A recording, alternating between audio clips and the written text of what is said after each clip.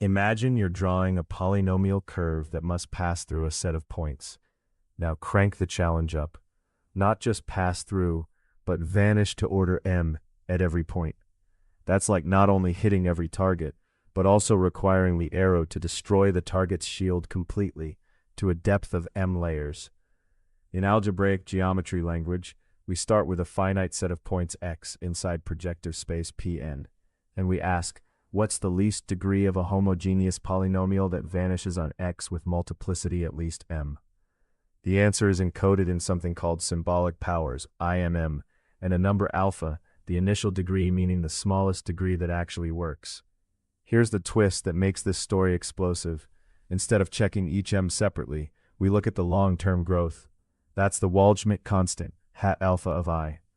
Think of it like the average speed limit for how degrees must grow as you demand higher and higher multiplicities.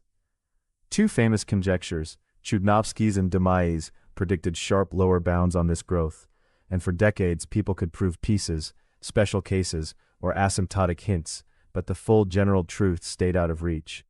In this paper, Taihui Ha and Aniket Sivakumar do something bold.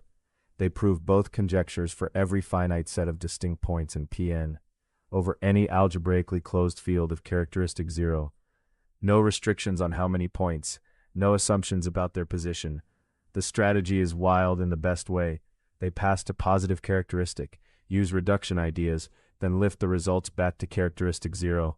It's like stress testing a machine in a different climate, then proving it behaves the same when it returns home. So what's the punchline? Polynomial interpolation isn't just a problem. It has a measurable, inevitable asymptotic structure. And these conjectures finally lock in the guaranteed minimum growth rate. If you want to see how symbolic powers, Waldschmidt constants, and characteristic switching combine into a full proof, hit like, subscribe, and tell me in the comments, would you rather tackle multiplicities or the geometry of the points themselves?